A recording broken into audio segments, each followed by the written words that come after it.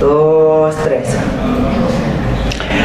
Muy buenas, querida gente, bienvenidos y bienvenidas a otra entrega más de Sin Miedos en la Radio, en nuestros podcasts de adolescencia y sexualidad, con los expertos, con la gente amiga, con quienes colaboran con mi persona y con el espacio de forma solidaria y desinteresada. Hoy me acompaña Gustavo Landázuri, vieja amistad, viejos conocimientos compartidos, mucho tiempo que llevamos juntos y que si bien hay periodos de tiempo que no nos vemos, pero siempre el reencuentro es muy agradable. Gracias, Gustavo. Gracias a ti. Y vamos a hablar de adolescencia desde dos puntos de vista.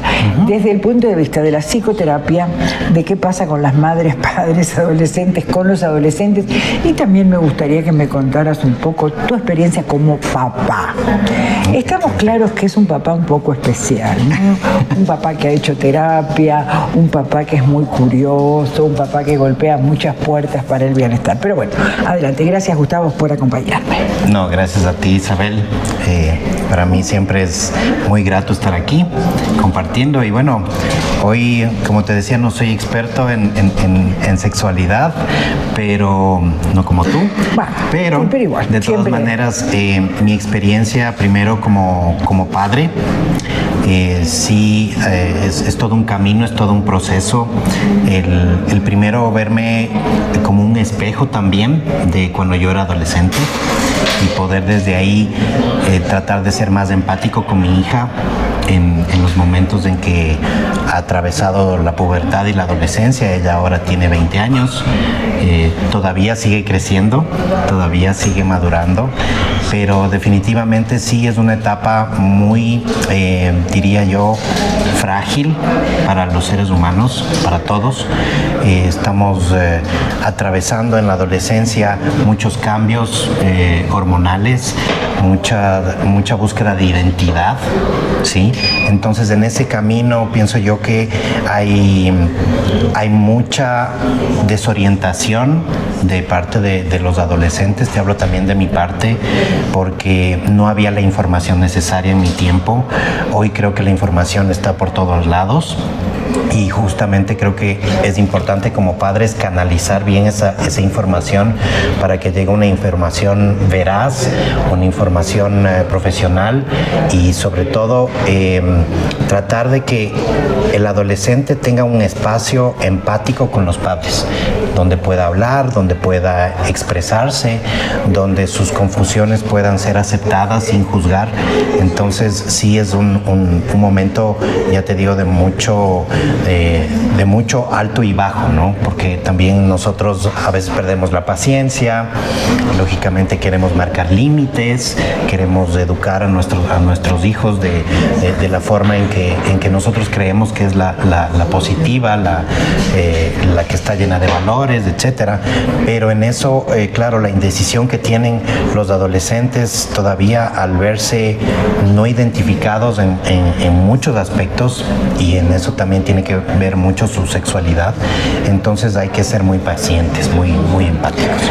Claro, yo creo que hay una movilización de todo el entramado familiar con los adolescentes.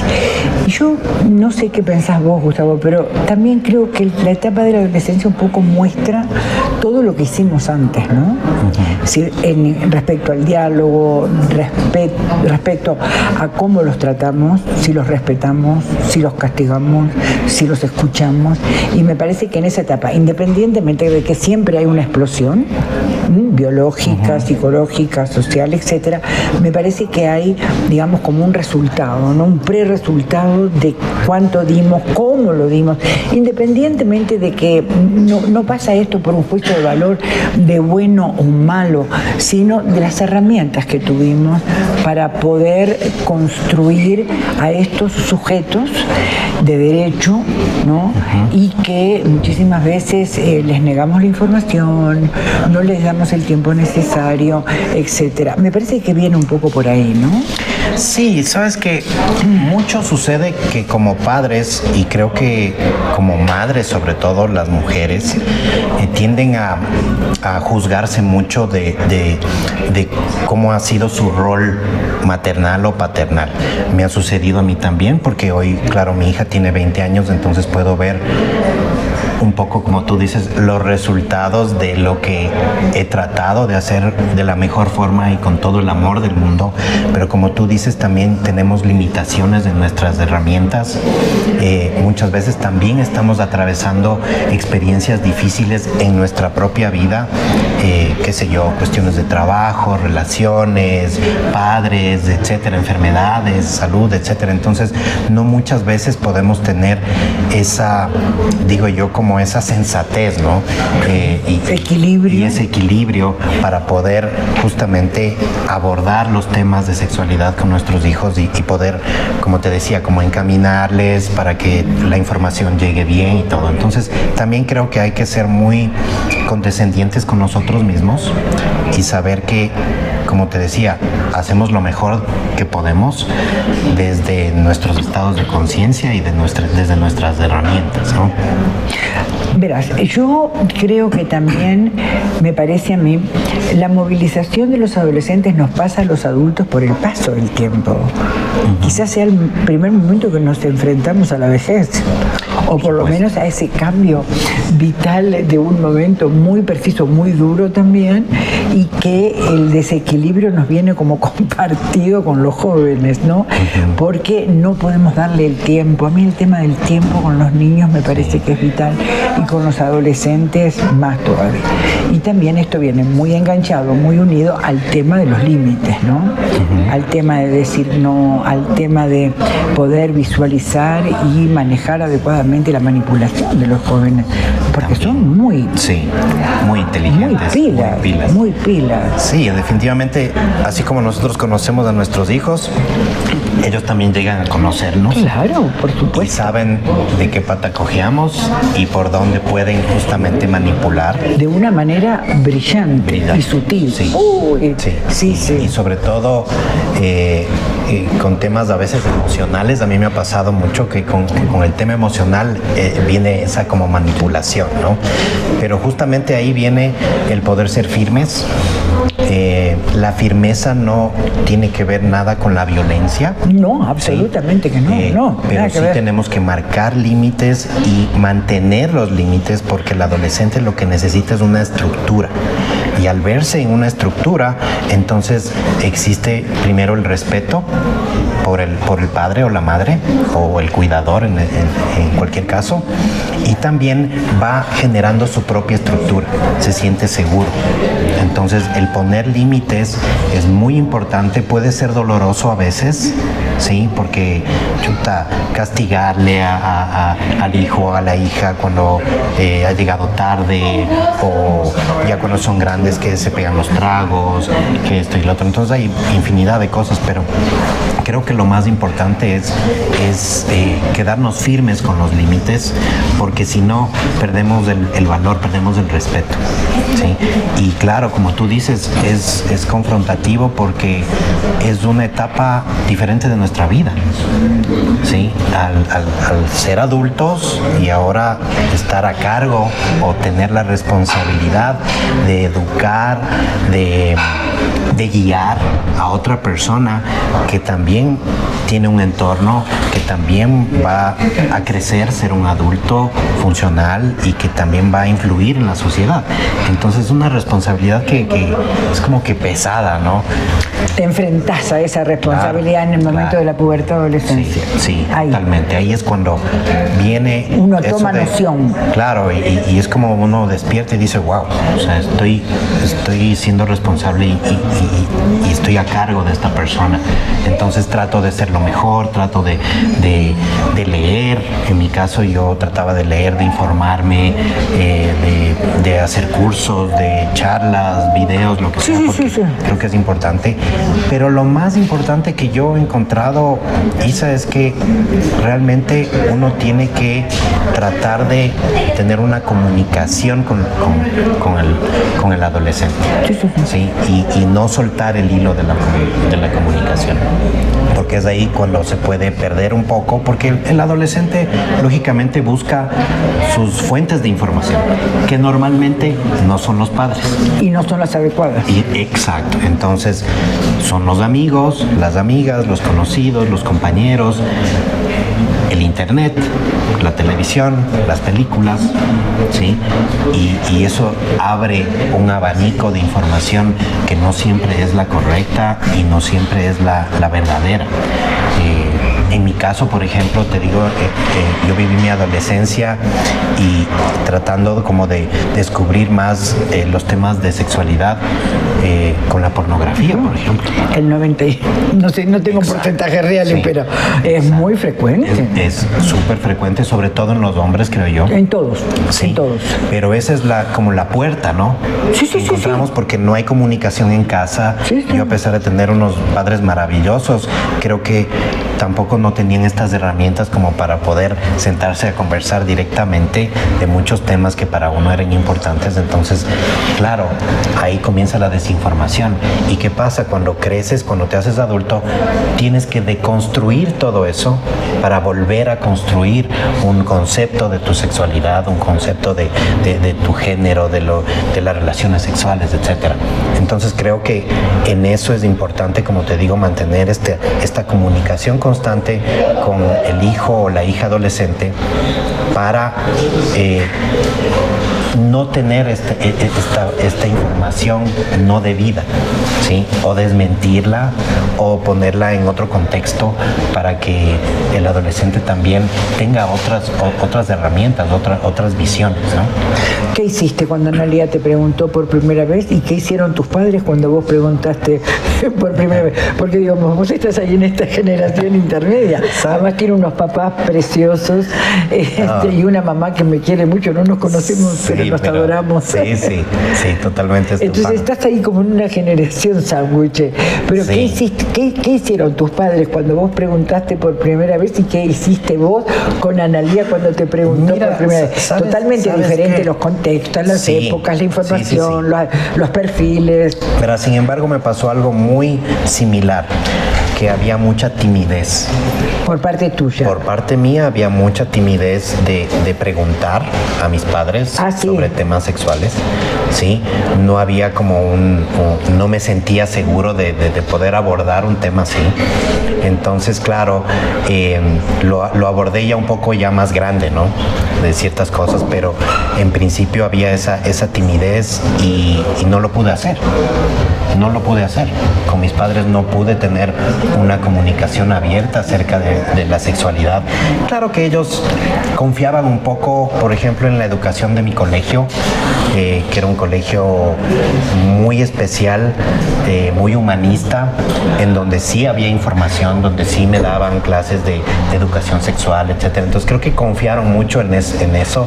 Depositaron ahí todo. Depositaron todo y es frecuente. Sí.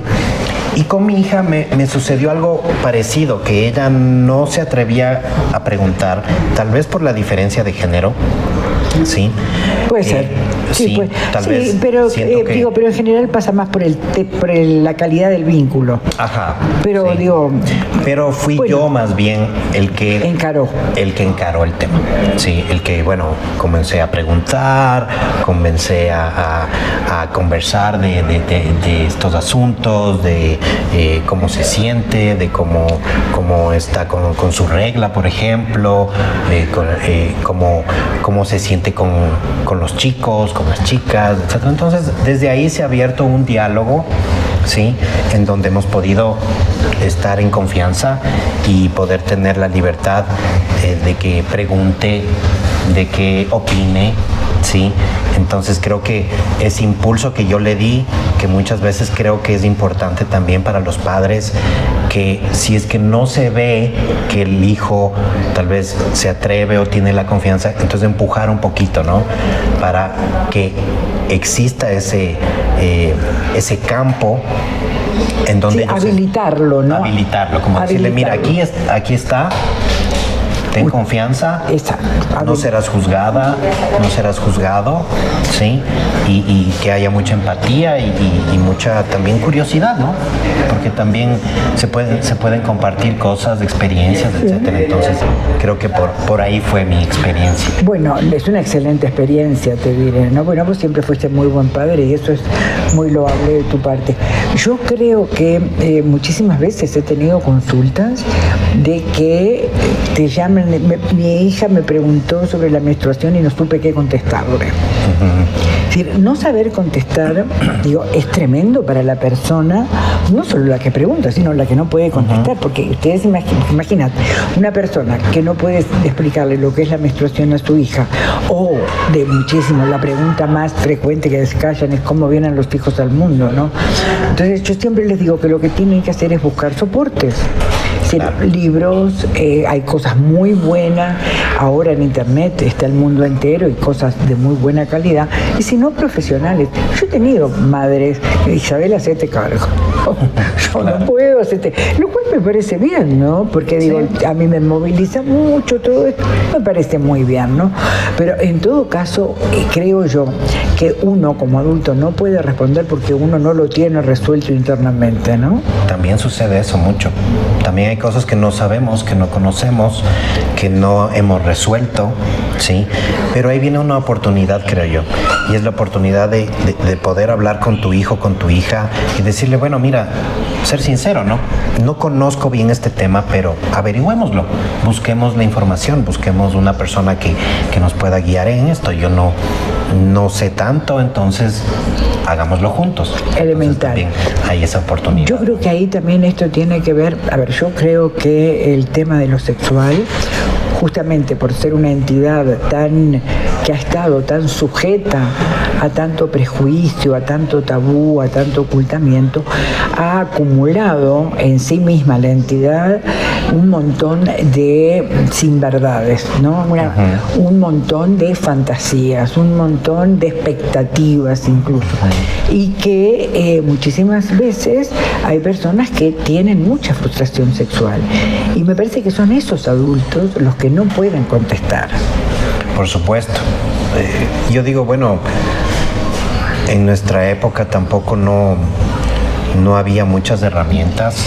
Bueno, imagínate en la tuya, imagínate en la mía. Sí, entonces tú podrás comprender que eso existe hoy en los padres.